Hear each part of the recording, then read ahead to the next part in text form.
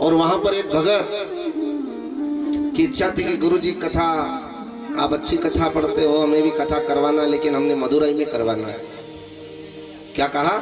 मदुराई में मीनाक्षी मंदिर के पास हमें कथा करवाना है।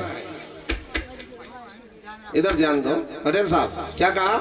मोराई में वो भगत कह रहे कि हमारी मदुराई में कथा करवाना, आपकी कथा बहुत अच्छी लगी। तो उन्होंने कहा कि गुरुदेव मोराई से कहा कि आप तारीख दो, मदुराई में कब कथा करें। तो मैंने कहा कि एक काम करो, यहाँ से 1 महीने हमारी कथा है, ये पूर्णावती हो जाएगा, उसके बाद हमारी 2 कथा हो रहे हैं, उसके बाद मैं फ्री हूँ, तो तारीख मिल जाएगा। ध्यान दे। उन्होंने कहा तारीख ले लो। मैंने तारीख दी तो ध्यान देना, उनका बेटा आया और उसके बेटे ने आकर के क्या कहा, ध्यान देना, उनके बेटे ने कहा गुरुजी अभी तारीख मत दो आप, हम कथा कराएंगे 6 महीने बाद। अभी थोड़ा सा बैलेंस बिगड़ा हुआ है और 6 महीने बाद कथा करवाएंगे। मैंने कहा देखो आपके पिताजी की इच्छा है और उन्होंने अच्छा कहा तो ठीक है, पर आपकी इच्छा। उनका नहीं पिताजी तो कह रहे हैं, लेकिन अभी 6 महीने बाद करवाएंगे, अच्छा रहेगा।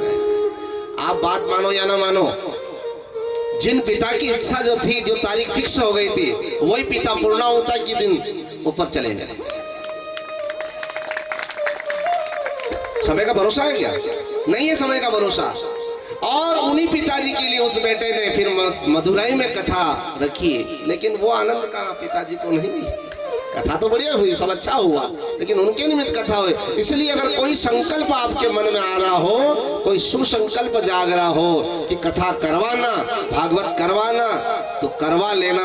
कल की चिंता मत करना, कल के ऊपर मत छोड़ना कि समय मिलेगा हम कथा में जाएंगे, समय मिला कथा करवाएंगे, समय मिलेगा भागवत में जाएंगे, समय नहीं मिलेगा, समय तो निकालना पड़ेगा। इसलिए समय का भरोसा नहीं है, कब चलते चलते सांस रुक जाए, उससे पहले हरि को याद कर लेना, बेड़ा पार हो जाएगा। ये महापुरुषों ने कहा है, छोड़ना मत। आज सुना वो बहुत अच्छा सुना है। आज भगवान का नाम कर लिया सो काम और ले लिया सो नाम। जो काम कर लिया वो कर लिया, और जो नाम ले लिया वो ले लिया। ये महापुरुष कह रहे हैं। तो भक्तों की एक ये भावना है, प्रभु की इच्छा है, प्रभु की कृपा है, तो आज यहाँ इतना सुंदर आयोजन हो रहा है, ये भगवान की कृपा है। तो भरत जी से आपने क्या सीखा? ये तो भरत जी की कथा तो हम कहते रहे ना, तो भले ये 3 दिन भी निकल जाए, 3 दिन निकल जाए अपने, लेकिन भरत जी के प्रसंग से क्या सीखा कि भरत जी महाराज को मोह हो गया था बेटे से, और वो बेटा चला गया, तब भी उनको हाय मृग हाय बेटा, तो वो मर गए इसी याद में, और मर गए तो दूसरे जन्म में उनको हिरण बनना पड़ा। बताओ ना ताली, ये अपनी कथा है, उनकी कथा नहीं है। अगर अंत समय में अपना मन किसी में अटका हुआ होगा, घर में मन, तो उसी घर में फिर आपको गाय बन के, भैंस बन के, कुत्ता बन के आना पड़े, क्योंकि मन वहां अटका हुआ है। मुक्त हो जाए, मुक्ति हो जाए, ये सबसे बड़ा साधन है, याद रखना। नहीं तो किसी को कुत्ता बनना पड़ता, किसी को गाय बनना पड़ता, किसी को बैल बनना पड़ता। अगर आपने किसी का कर्जा लिया है और कर्जा लेकर के आप ये मत सोचना कि अपन सुखी हो गए हैं और कर्जा लेकर चले गए, दूसरे जन्म में कर्जा उतारने के लिए आना पड़ेगा। आप याद रखना, ये कथा दर्शन कराती है। किसी का एक पैसा भी खाने का प्रयास मत करना, किसी का एक पैसा भी डुबाने का प्रयास मत करना, और किसी के लिए नियत खोटी मत करना। ये कथा दर्शन कराती है। नियत साफ कर लेना, जीवन धन्य हो जाएगा, महापुरुष बताते हैं, महापुरुषों ने कहा है। इसलिए कथा का दर्शन है। भरत जी महाराज को हिरण बनना पड़ा, वो योनि छूट गई, किसी से बोले नहीं, किसी के पास न जाए, और दूसरे जन्म में फिर हिरण बन गए, फिर वो योनि छूट गई। तीसरे जन्म में क्या बने? ब्राह्मण के घर जन्म लिया। एक जन्म नहीं, 3 जन्म। तीसरे जन्म में ब्राह्मण के घर जन्म लिया, लेकिन बात एक ध्यान देना, अब उनको याद था कि अब मैं किसी से मोह नहीं करूंगा। पहले मोह किया तो मेरा जीवन बिगड़ गया, और अब मोह करूंगा तो क्या होगा क्या मालूम। अजाना घर पंडित जी के घर जन्म लिया। उनके भाई जो थे उनसे प्रेम तो करते थे लेकिन बहुत प्रेम कम करते। घर में जो सीधा साधा आदमी होता है ना, भोला भाला होता है ना, उसी को लोग टार्चर करते, याद रखना।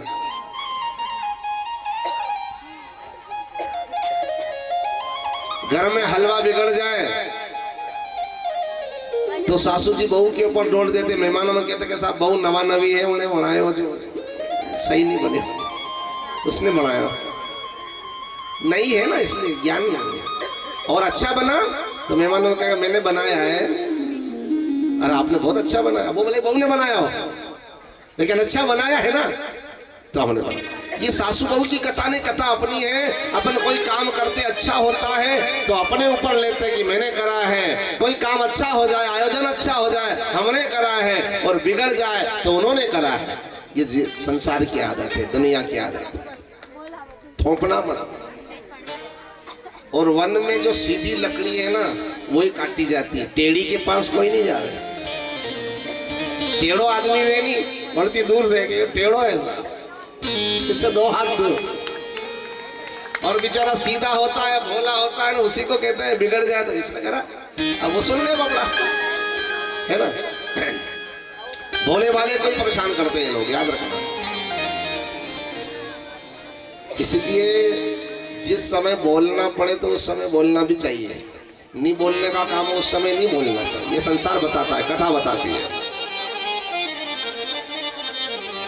इसलिए खूब टेढ़ा भी बन के रहो, और टेढ़ा बन के रहोगे तो सब अच्छा हो जाएगा, है ना। आपको मालूम है कि राम कथा बताती है कि राम जी बहुत सरल थे, बहुत सरल थे, बहुत सीधे थे, तो लोगों ने उनको जीने नहीं दिया। एक आखिरी में राम और सीता का मिलन हुआ आखिरी में, तब भी एक धोबी ने एक शब्द की फटकार मारी और फिर उनका जीवन बिगड़ गया, है ना। एक धोबी ने उनको रहने नहीं दिया। तब राम ने कहा ये दुनिया बहुत मतलबी है, दुनिया बहुत स्वार्थी है, अब मैं सीधा बन के नहीं आऊंगा, अब टेढ़ा बन के आऊंगा। तब टेढ़ी टांग वाला टेढ़ा बन करके आया और सबको उंगली पर नचा दिया। नचाया कि नहीं नचाया? क्यों था पंडित जी? पहले सीधा बन के आए थे ना, धनुष बाण लेके, लेकिन सीधे थे तो लोगों ने सब कुछ किया उनके साथ, सब कुछ किया, लेकिन सहन करते रहे। मर्यादा में थे ना, मर्यादा में थे, मर्यादा पुरुषोत्तम थे। तब भगवान टेढ़ी टांग वाला, इसलिए तो ये बाल मुकुंद लड्डू गोपाल देख रहे हो, टेढ़ी टांग वाले। कन्हैया की मूर्ति देखी होगी आपने, टेढ़ी टांग वाला है।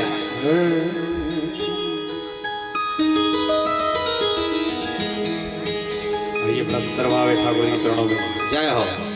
ब्रह्मा के बिहारी लाल की जय हो। वो शाम प्यारे वो मुरली वाले हम तुम्हारे हो गए। तेरी टांग वाला मिल गया, मोरे पंख वाला मिल गया।